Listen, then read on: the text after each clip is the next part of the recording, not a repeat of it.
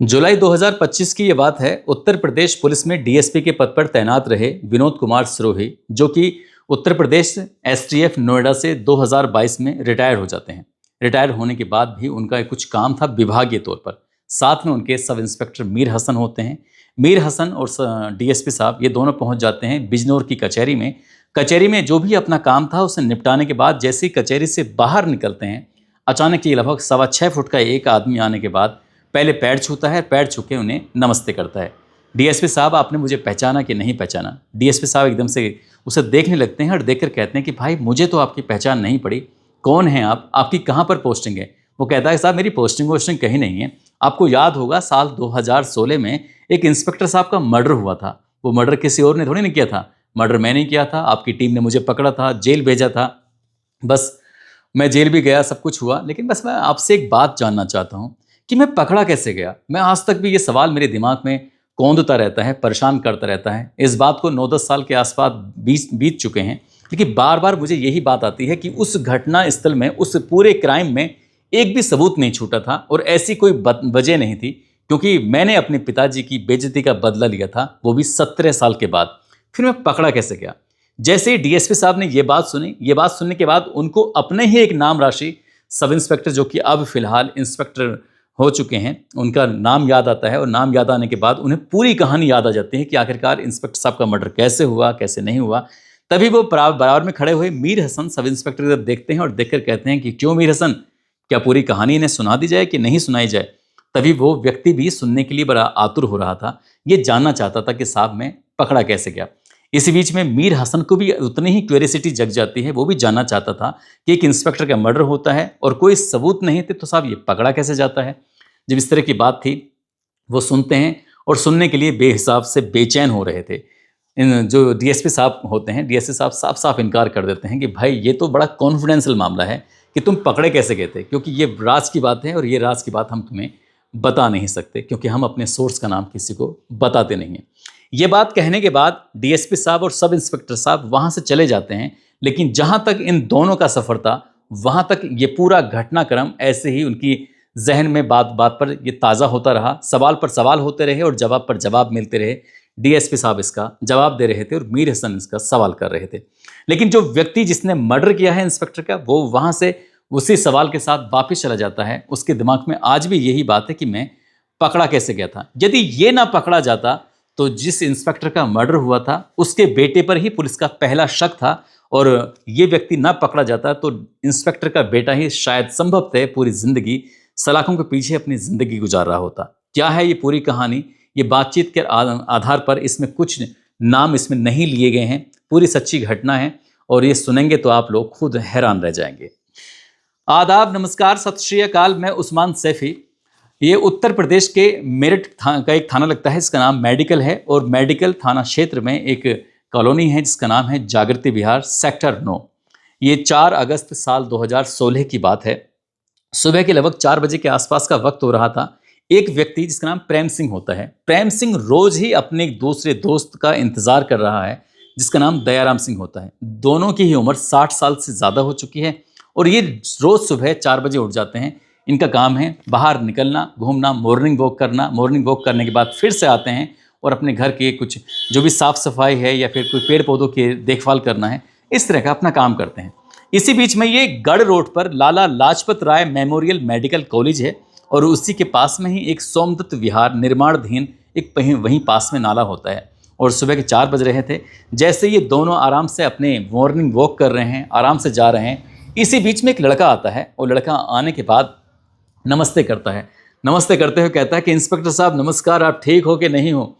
Inspector साहब तो रुक जाते हैं, लेकिन जो दूसरा व्यक्ति होता है जिसका नाम प्रेम सिंह होता है, प्रेम सिंह आगे निकल जाता है। और इसी बीच में इंस्पेक्टर साहब पूछते हैं कि हाँ यार, मैंने आपको पहचाना नहीं। बोले हाँ, मैं वही तो बात जानना चाह रहा था कि इंस्पेक्टर साहब आपने मुझे पहचाना कि नहीं पहचाना।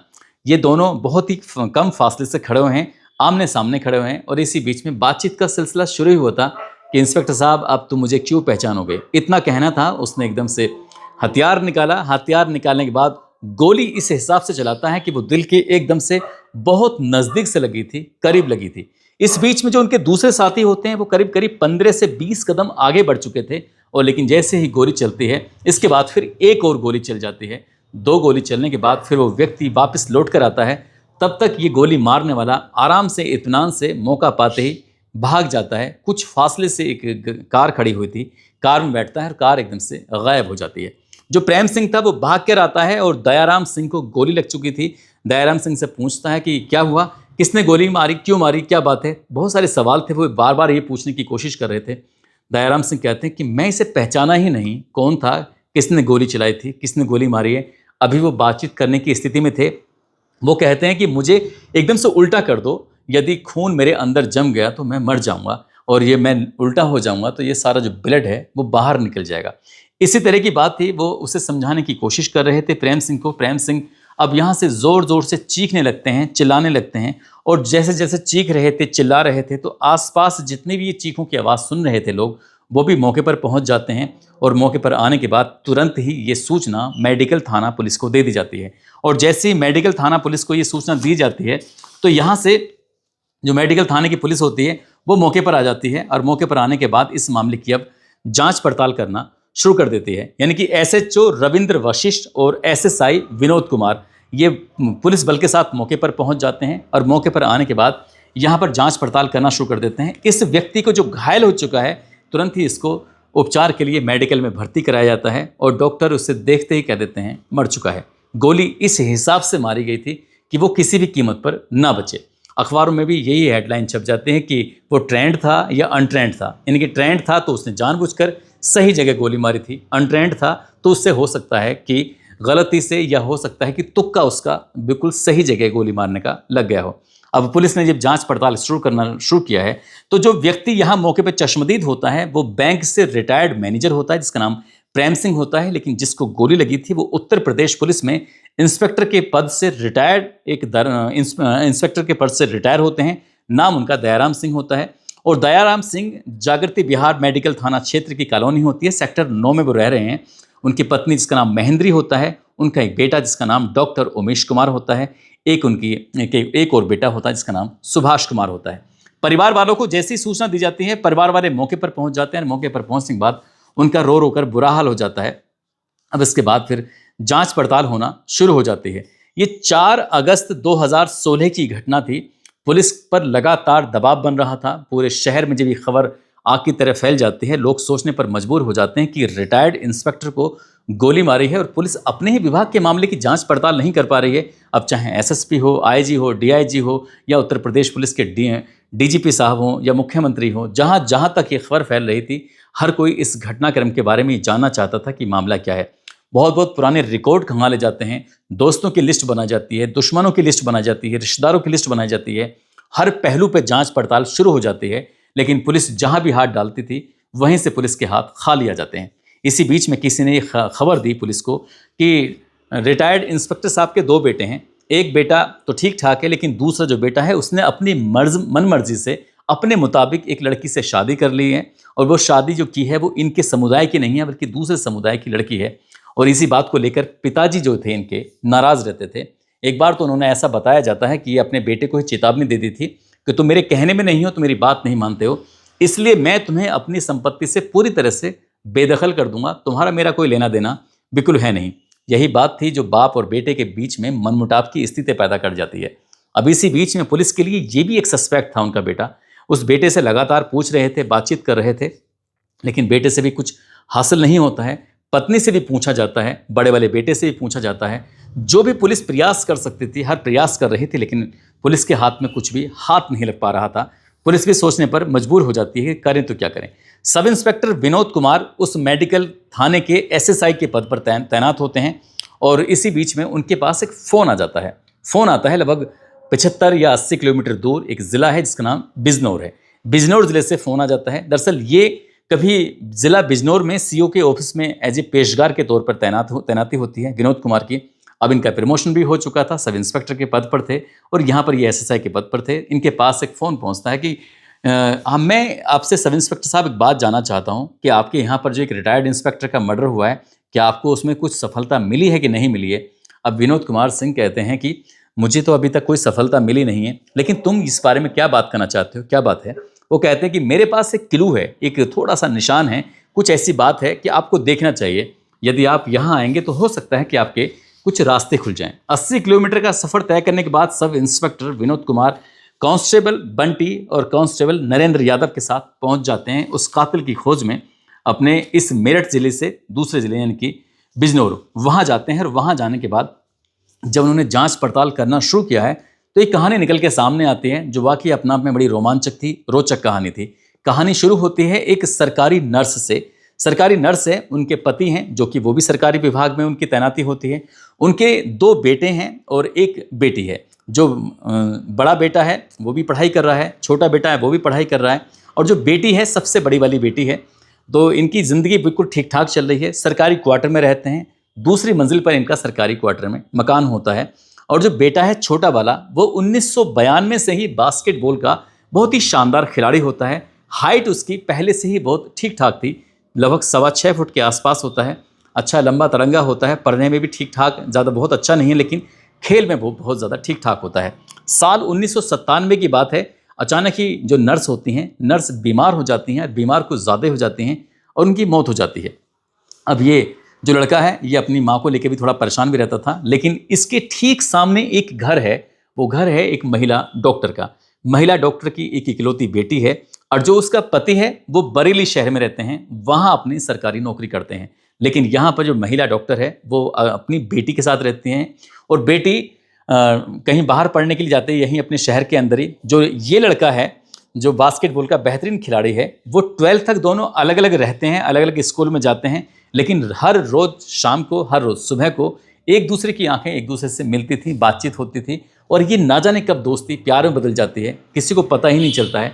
लेकिन एक बार ये पोल खुल जाती है और ये पोल तब खुलती है जब महिला डॉक्टर अपने ही घर में अचानक से एंट्री कर जाती है। अपने ही घर में उस लड़के को देखती है, बास्केटबॉल के खिलाड़ी को, और अपनी बेटी को देखती है, जबकि उनकी बेटी उस वक्त छोटी थी। लेकिन इस बात की बात किसी बाहर वालों को ना पता चल जाए, ये बात की पोल ना खुल जाए, इसलिए वो इस बात को कहीं छुपाना चाहते थे, दबाना चाहते थे। अपनी बेटी को जितना समझा सकते थे उन्होंने समझाया और कहा कि बेटा अब कभी इससे मिलने की कोशिश मत करना, तुम्हें अपनी पढ़ाई पर पूरा ध्यान देना चाहिए। ऐसे ही सब कुछ चल रहा था, लेकिन माँ को तो नौकरी करने जाना होता था, घर में बेटी अकेली होती थी। उधर जो लड़का है वो भी अकेला होता था क्योंकि उसकी जो माँ है वो तो मर चुकी है साल 1997 में। पिताजी हैं वो भी सरकारी नौकरी पर हैं, और जब भी मौका मिलता था, बहन नहीं होती थी या भाई नहीं होता था, तब उन्हें मिलने का एक बेहतरीन शानदार अवसर मिल जाया करता था। और ऐसे ही करते करते 12th के बाद में जब ये BA में एडमिशन लेते हैं वर्धमान कॉलेज में, तो इत्तेफाक ये होता है कि वर्धमान कॉलेज में एक साथ ही इनका एडमिशन होता है, एक ही क्लास में BA में इनका एडमिशन होता है। फिर ना कोई रोक थी ना टोक थी। अब घर में भी मिलना आसानी से हो जाया करता था, कॉलेज में भी मिलना आसानी से हो जाया करता था। और इन्होंने ये फैसला कर लिया, और फैसला करने से पहले इसी बीच में जो बड़ा भाई होता है, माँ की जो डेथ हो चुकी थी, तो माँ की डेथ की वजह से जो बड़े भाई होता है उसको अपनी माँ की जगह सरकारी नौकरी मिल जाती है। इसी बीच में जो लड़का होता है बास्केटबॉल का खिलाड़ी जो होता है, उस लड़के ने क्या काम किया, 6 अक्टूबर साल 1999 को अपने ही घर के सामने रहने वाली महिला डॉक्टर की उस बेटी से कहता है कि चलो ये हम लोग यहाँ से भाग चलते हैं, क्योंकि अगर हम लोग यहाँ पर रहेंगे तो ये समाज, ये लोग हमें आपस में एक दूसरे से मिलने नहीं देंगे, बात नहीं करने देंगे। ये बात देखते ही वो लड़का उस लड़की को लेकर सीधा देहरादून पहुँच जाता है। और देहरादून जब जा रहा था तो अपने ही एक खास दोस्त से कहता है कि मैं तुझसे पल पल की खबर लेता रहूँगा, यहाँ क्या चल रहा है मुझे बताते रहना, कोई दिक्कत कोई परेशानी ना हो। क्योंकि घर में उसका एक भाई है, घर में उसकी बहन है, घर में उसके पिताजी हैं, साथ ही ये तीनों तो यहाँ हैं। वो उस लड़की को लेकर भाग जाता है, और जैसे महिला डॉक्टर की बात पता चलती है तो बरेली से वो अपने पति को बुलवाती है, और पति को बुलवाने के बाद नज़दीकी पुलिस स्टेशन जाते हैं। और जाने के बाद कहते हैं कि साहब हमारे घर के सामने जो नर्स का घर है ना, नर्स का बेटा ही मेरी बेटी को यहाँ से लेके गया है, आप उसे जितनी जल्दी हो सके बरामद करा लीजिए। जब ये यहाँ से जा रहे थे, या उस वक्त जो इनकी उम्र होती है, लड़के की जो उम्र होती है लगभग 20 साल के आसपास होती है, और लड़की की जो उम्र होती है वो 18 और 19 साल के आसपास होती है। लड़की जो होती है वो शादी के लिए पूरी तरह से बालिग थी, लेकिन जो लड़का होता है वो शादी के लिए बालिग नहीं था बल्कि नाबालिग था, क्योंकि शादी की उम्र लड़के की 21 साल उम्र कंप्लीट होना जरूरी है। इसी बीच में एक फ़ोन पहुंचता है उसके दोस्त का देहरादून, और फ़ोन पहुंचकर वो बताता है कि अरे सुनो, तुम्हारे पिताजी को तो पुलिस ने उठा लिया है, रात भर हवालात में रखा, कितनी ज़्यादा उनकी इंसल्ट की गई, कितनी ज़्यादा बेइज्जती की गई, तुम्हारे पापा का लोग कितना मान सम्मान करते हैं। तुम्हारे पापा उस थाने में बैठे हुए रो रहे थे, मैंने खुद अपनी आंखों से देखा। असल में वहाँ पास में ही एक सिविल लाइंस चौकी है, और सिविल लाइंस चौकी के अंदर ही दरोगा हैं दयाराम सिंह, जिनकी पोस्टिंग होती है। दयाराम सिंह ने ही उनको उठवाया था और कहा था कि अपने बेटे को जितनी जल्दी हो सके बुलवा लीजिए, अगर नहीं बुलवाओगे तो तुम्हें जेल भेज दूंगा, बेटी को जेल भेज दूंगा, तुम्हारे बेटे को जेल भेज दूंगा। तमाम तरह की बात की जाती है। रात भर उन्हें कुछ ना कुछ उल्टा सीधा कहा जाता है, सुना जाता है। ऐसा भी बताया जाता है कि बहुत सारे लोगों के बीच में जब उन्हें लेके जा रहे थे तो लात मारी गई थी, और लात मारने की खबर दोस्त के माध्यम से दोस्त को पहुंच जाती है जो गर्लफ्रेंड को लेके गया हुआ था। उसे जैसे ये बात पता चलती है तो वो 9 अक्टूबर 1999 को अपने ही गर्लफ्रेंड को लेकर वापस आ जाता है, सीधा थाने पहुंच जाता है। थाने पहुंचने के बाद कहता है कि देखो, तुम जो यहाँ मेरे पिताजी के साथ इस तरह के व्यवहार कर रहे थे, ये रही लड़की, रखो इसे, लेकिन मेरे पिताजी के साथ आप ऐसा व्यवहार नहीं कर सकते। इसी बीच में ये भी बताया जाता है कि दयाराम सिंह ने इस मामले को रफा दफा करने के लिए उस वक्त 5,000 रुपये की रिश्वत भी ली थी, रिश्वत भी ली और उसके बाद उनके साथ अभद्र व्यवहार भी किया। ये बात कहीं ना कहीं उस लड़के को बहुत नागवार गुजर रही थी, परेशानी पैदा कर रही थी, और पिताजी को लेकर वो सीधा अपने घर चलाता है। क्यों मुकदमा इसमें नहीं लिखा गया, इसके पीछे की वजह ये बताई जाती है, लड़की बालिग होती है और लड़का नाबालिग था। अगर ये लड़की के बयान कोर्ट में होते और कोर्ट में ये बयान लड़की दे देती कि मुझे तो लड़के के साथ ही रहना है, तो यहाँ लड़का दोषी नहीं माना जाता, बल्कि लड़की के फैमिली वाले दोषी माने जाते, क्योंकि लड़की बालिग हो चुकी थी। इसलिए इस मामले को यहीं रफा दफा कर दिया गया था और 5,000 रुपये की रिश्वत ले ली थी। अब ये 1999 में तो गुजर जाता है, वो लड़का भी उस लड़की का इंतजार में था, क्योंकि लड़की अब वो यहाँ नहीं रहती थी। बिजनौर छोड़कर वो हमेशा हमेशा के लिए बरेली में जाकर शिफ्ट हो जाते हैं। लड़की का अब उनसे साथ छूट जाता है। वो लड़का उस लड़की का इंतजार कर रहा था कि कब वापस लौट कर आएगी, कब उसके साथ ज़िंदगी जिएगा, क्योंकि वो इंतजार कर रहा था उसके अपनी उम्र का, यानी कि 21 साल कंप्लीट होने का। लड़की की एज तो कंप्लीट हो ही चुकी थी। भाई है वो अपनी माँ की जगह नौकरी पर लग जाता है और साल 2001 ऐसा उनकी ज़िंदगी में आता है, इस साल 2001 की उसने कभी भी कल्पना नहीं की थी। साल 2001 में उसके भाई की शादी भी हो जाती है। भाई की शादी होती है, शादी के बाद भाई बहुत ज़्यादा अचानक ही बीमार रहने लगता है। इतना बीमार रहता है कि अप्रैल 2001 का वो महीना था, भाई की अचानक से मौत हो जाती है। इधर भाई की मौत होती है और जो भाभी थी, नई नई शादी हुई थी, वो ज़्यादा दिन तक यहाँ ससुराल में रुकते नहीं हैं, वो छोड़ छाड़ के सब कुछ अपने मायके में आके शिफ्ट हो जाती हैं। और इसी बीच में जो ये लड़का है, क्योंकि अपनी ही गर्लफ्रेंड की याद में हमेशा याद में रहता था, साथ ही जो पिताजी के साथ उस रात बेइज्जती हुई थी, वो पिताजी हमेशा महसूस करा दिया करते थे। क्यों, कभी कभी वो उठकर अचानक से बैठे हो जाया करते थे और उनकी आंखों में आंसू आ जाया करते थे। उस रात को वो याद करते थे, तो बेटा अपने पिताजी के पास बैठकर उनसे कहता था कि पिताजी आप इतना परेशान क्यों होते हो।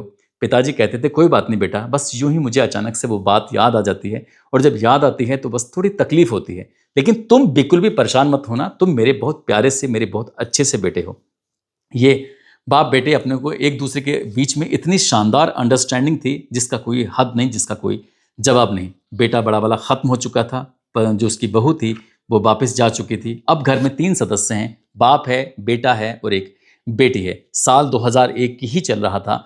इसमें एक और बड़ी घटना हो जाती है, और बड़ी घटना ये होती है, इस लड़के का बहुत ही खास दोस्त होता है जो कि शराब का काम करता है, और उसी के साथ वो एक और टीम के साथ काम करता था, और वो सबके सब थे एक तरह से बहुत अच्छे माफिया, शराब के माफिया थे। एक का नाम सोनू होता है, एक का नाम गजवीर होता है, एक का नाम नरदेव होता है।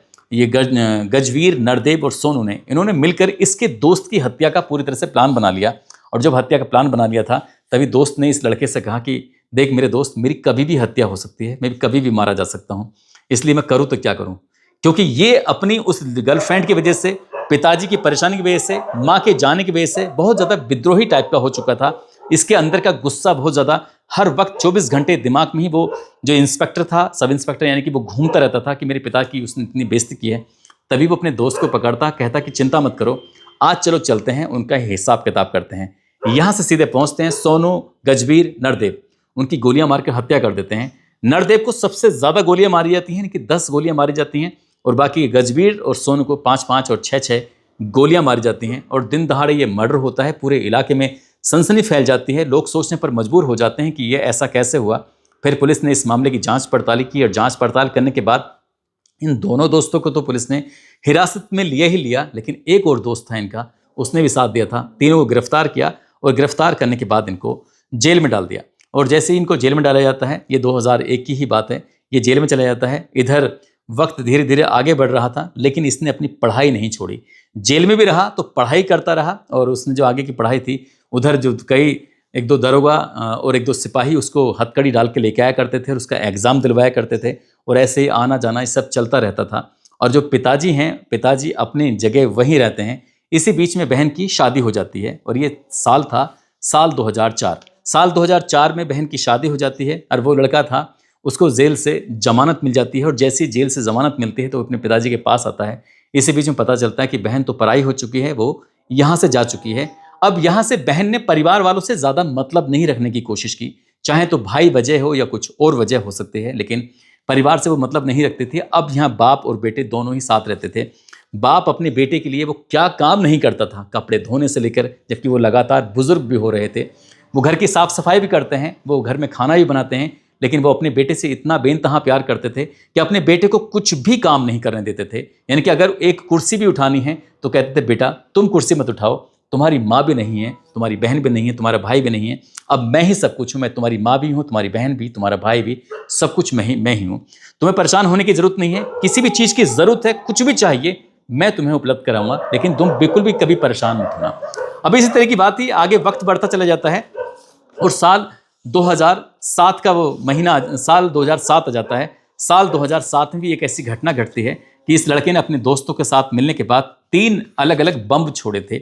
बम बनाए हुए थे, बम छोड़े तो बम में धुआं निकलता है, बम में बहुत कुछ। इसी बीच में बम जब चल रहे थे दूसरी तरफ से भी गोलियां चल रही थी। गोली चलने के बाद लगभग 10-15 राउंड फायरिंग होती है।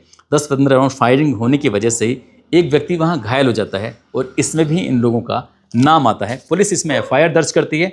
एफआईआर दर्ज जरूर होती है, लेकिन इस मामले में फाइनल रिपोर्ट लग जाती है, मामला अदालत तक नहीं पहुंच पाता क्योंकि इसमें कोई गवाही देने वाला था नहीं। और जो पहला जो मामला हुआ था साल 2001 में, उसमें भी कोई गवाही देने वाला था ही नहीं, इसलिए मामला जो भी गवाह थे वो हॉस्टाइल कर जाते हैं और वो अदालत में मामला टिक नहीं पाता है, ना वो टिक पाता है और ये मामला तो थाने पर ही जाकर रफा दफा सा हो जाता है। बाप और बेटे का एक दूसरे के लगातार प्यार बढ़ता चला जाता है। इसी बीच में बाप ने अपने बेटे से कई बार कहा कि बेटा तुम शादी क्यों नहीं कर लेते, अपनी नई जिंदगी की शुरुआत क्यों नहीं कर लेते, क्यों उस लड़की के चक्कर में अपनी जिंदगी खराब कर रहे हो, कब तक उससे इंतजार करोगे। तब पता किया जाता है कि जिस लड़की के लिए वो इतना परेशान था, जिस लड़की को लेकर देहरादून चला गया था, उस लड़की की तो शादी हो जाती है, उसको बच्चे हो जाते हैं, वो अपनी ज़िंदगी में मशगूल हो जाती है। उसने वो रास्ते पूरी तरह से बंद कर लिए थे, वापसी का कोई दौर नहीं था, कोई और नहीं था। इसी बीच में उस लड़के की एक जगह शादी की बात शुरू हो जाती है और जैसे ही शादी की बात चलती है तो लगभग 4 महीने तक ये शादी का मामला चल रहा था, लेकिन 4 महीने के बाद ही अचानक से ये रिश्ता टूट जाता है, ख़त्म हो जाता है। या तो लड़की वालों ने रिश्ता ख़त्म किया या लड़के वालों ने रिश्ता ख़त्म किया, इसके पीछे की क्या वजह थी ये तो क्लियर नहीं हो पाता।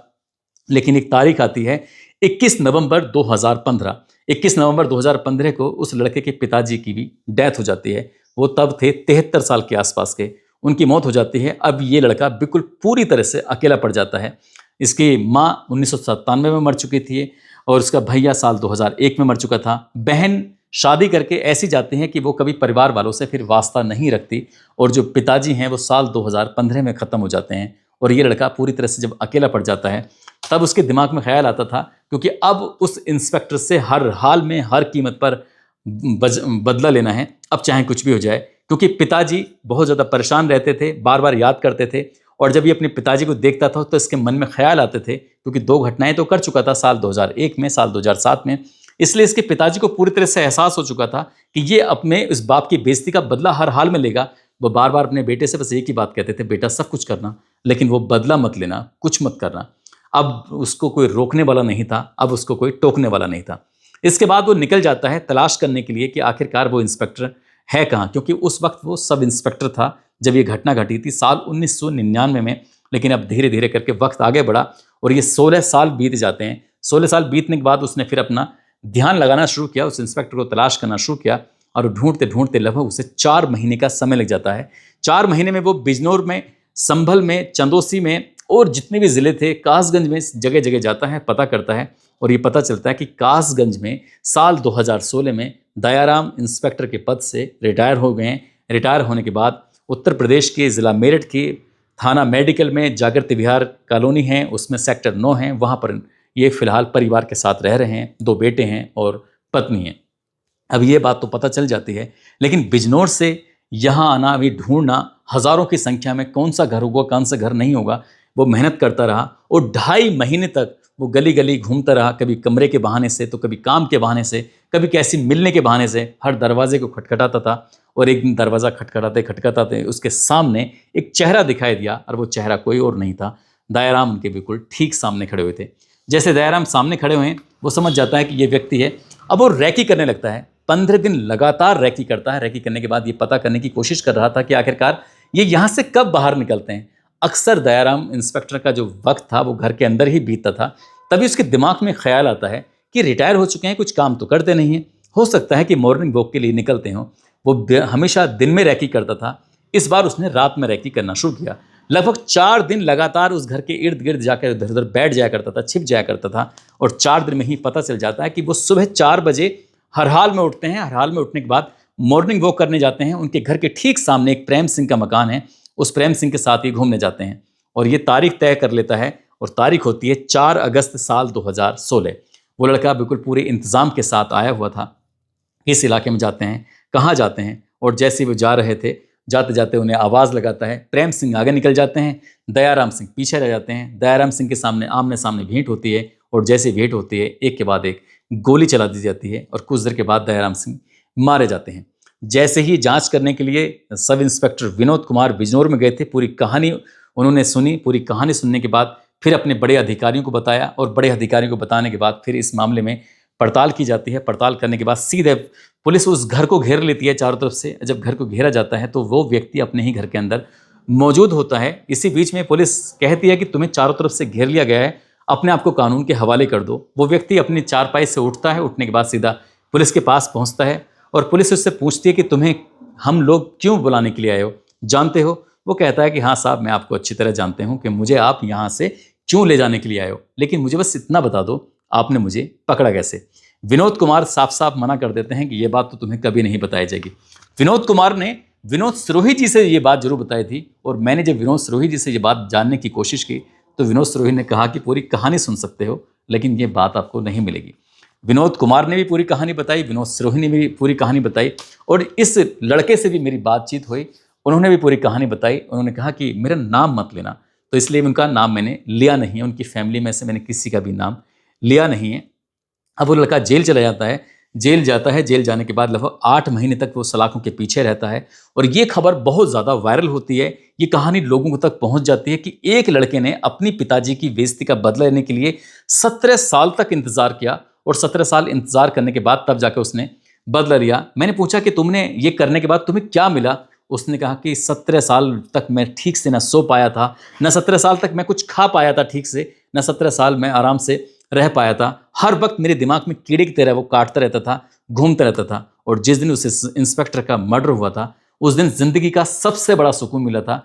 फिर वो जेल जब जाता है तो बहुत आराम से, इत्मीनान से सोता है। अब ऐसे करते करते लगभग 8 महीने तक वो जेल में रहता है, और जेल से निकलने के बाद एक दिन एक बस में बैठा हुआ था, और जब बस में बैठकर वो सफ़र कर रहा था तो अचानक ही एक लड़की आती है, और लड़की आने के बाद उसके बराबर में आकर खड़ी हो जाती है।